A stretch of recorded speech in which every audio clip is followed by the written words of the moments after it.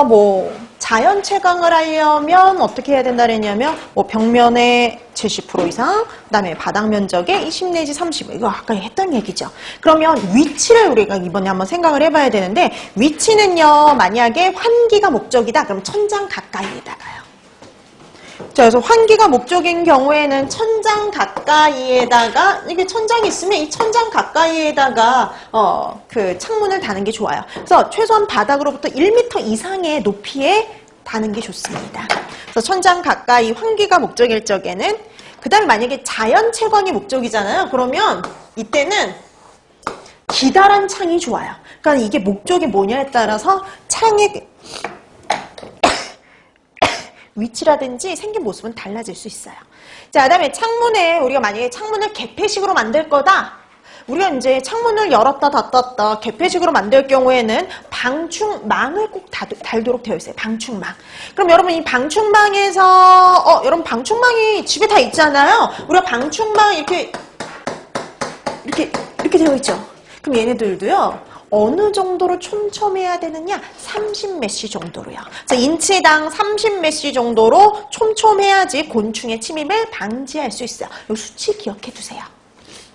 자, 그다음에 출입문 같은 경우에는 뭐 레일식보다는 도어식 열었다 닫았다 하는 이런 형태가 더 좋고요. 바닥과 문 밑바닥의 공간은 0.5cm 정도가 좋아요. 쥐가 들어오지 못하도록. 그다음에 그 출입문 하단에 함석판을 댄다 그랬죠. 왜냐면 이 쥐들이 이 나무 같은 경우는요 파고 들어올 수가 있기 때문에 얘네들이 이런 훼손을 방지하려고 한 30, 밑으로부터 이제 한 30cm, 밑에서 30cm 정도까지는 함석판을 댄다라고 보시면 될 것 같아요. 자, 그다음에 뒷장 넘기면 싱크대 나오죠. 여러분 싱크대. 자, 싱크대와 관련해서는 수도꼭지는요, 만수면의 7cm 이상의 이격거리를 둡니다. 그래서 싱크대, 그러니까 수도꼭지는 어디에다가 설치해야 되느냐? 우리가 그럼 싱크대 물을 쫙 받았을 때요, 물을 이제 싱크대에 물을 가득 채웠을 때, 여기로부터 7cm 이상은 떨어진 여기에다가 이제 우리가 수도꼭지를 다는 게 적당하다라고 보시면 돼요. 여기도 뭐예요? 수치 기억해 주세요. 만수면의 7cm 이상. 자, 그 다음에 환기시설 보면은요, 환기시설 그러면 창문, 팬, 후드 이런 것들이 있죠. 창문은 자연 환기를 시킬 수 있는 것이고요. 팬, 여러분 이 팬은 많이 봤을 텐데. 여러분 왜 뭐 고깃집이나 이런 데 가면 뭐 이런 데 음식점 같은 데 가면 주방 같은 데 가면 이렇게 돌아가는 데 있죠? 그게 바로 팬이에요. 그 다음에 후드. 그럼 후드도 고깃집 가면 볼 수 있어요. 불판 위에 있는 게 후드죠. 이런 후드 같은 것들을 이용을 할 수가 있죠. 여러분 후드 같은 경우 불판 있죠? 여러분 우리가 이제 고기를 먹으러 가면 이렇게 불판이 있고 이 불판 위에 후드가 올려져 있는데 항상 보면은 열기기보다 커야 돼요. 열기기보다 사방 얼마 정도 커야 되느냐? 15cm 이상 커야 됩니다. 그 다음에 여러분 공기도요 마찬가지로 항상 어디에서 어디로 흘러가야 되냐면 청결구역에서 오염구역으로. 항상 똑같아요. 공기도 청결구역에서 오염구역으로 흘러가야 되고요. 그 다음에 또 뿐만이 아니에요.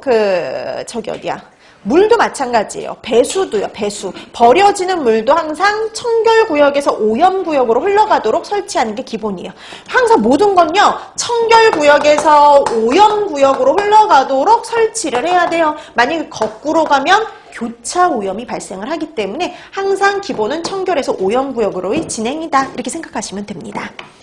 자, 그다음에 뭐 쓰레기통도 내수성 재질이 좋고요. 그다음에 조리장 여러분 아까 했듯이 여기는 뭐 가열대, 싱크대, 조리대, 세척시설 이런 것들이 갖춰진 곳이 바로 조리장이죠. 그다음에 여러분 식품 용기 보세요. 여러분 식품 용기 가장 이상적인 식품 용기 생긴 거 한번 보세요. 각이 진 부분이 없어요. 그래서 이 각이 지거나 여러분 각이 지게 되면은요 그 각이 진 부분에 음식물이 뭐 할까요? 껴버려요. 그렇기 때문에 가장 이상적인 식품 용기는 각이 지지 않은 거. 그러니까 우리가 겉으로 봤을 땐 각이 져 보이잖아요. 이렇게 각이 져 보이지만 실제 안에 내부는 각이 져 있지 않다라고 보시면 됩니다. 각이 지지 않은 것들. 자, 그래서 각이 지거나 파손된 용기는 절대 사용하면 안 되겠죠. 그래서 가장 이상적인 용기가 어떻게 생긴 용기인지 한번 이렇게 확인해 두시면 되는 거죠. 자, 그 다음에 유홈주점, 단란주점. 여러분, 유흥주점이나 단란주점은 칸막이를 설치할 수 있잖아요. 근데 여러분, 칸막이도요, 높이 제한이 있어요. 거기 보세요. 칸막이는 1.5m 미만이어야 됩니다. 이거보다 낮아야 된다는 소리예요. 1.5m 미만. 그래서 위에 보세요. 밑에는 50cm, 그다음 위에는 1m. 그래서 1m 50cm, 위에는 그래서 1m, 그래서 1.5m, 이렇게 되기도 하고 150cm 이렇게 말하기도 하죠. 그래서 이것도요 기준이 있어요. 기준이 존재한다는 거죠. 그래서 이게 칸막이도 무조건 마음대로 설치하는 게 아니라요 높이 제한이 있어요.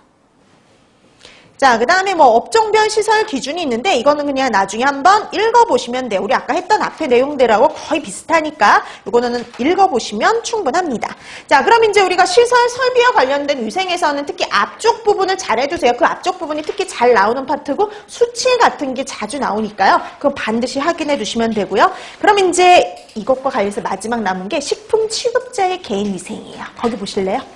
자, 식품 취급자의 개인 위생 보시면 작업 직전, 용변 후 오물을 취급하고 난 다음에는 반드시 손을 씻고 소독하도록 되어 있죠. 이때 사용할 수 있는 소독제는 대표적으로 역성 비누라든지 70% 알코올 이런 애들을 사용할 수 있어요.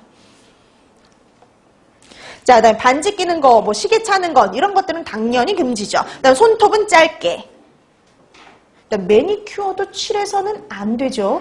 자, 그 다음에 건강진단은 1년에 1회 이상 하도록 하고 있어요. 그래서 여러분 왜 식품위생법 공부하셨잖아요. 그 법규에 보면은 정기 건강진단은 정기적으로 1년에 1회 이상 하도록 하고 있죠. 자, 그다음에 화농성 질환자는 조리에 종사할 수 없어요. 여러분 화농성 질환자는 우리 식중독 중에 뭐하고 밀접하게 관련이 있었어요? 포도상 구균 식중독과 밀접하게 관련이 있었잖아요. 조리 종사 못합니다. 그 다음에 소화기계 감염병이라든지 호흡기계 감염병의 조리 종사자도 조리를 할 수가 없죠. 자, 그 다음에 위생모.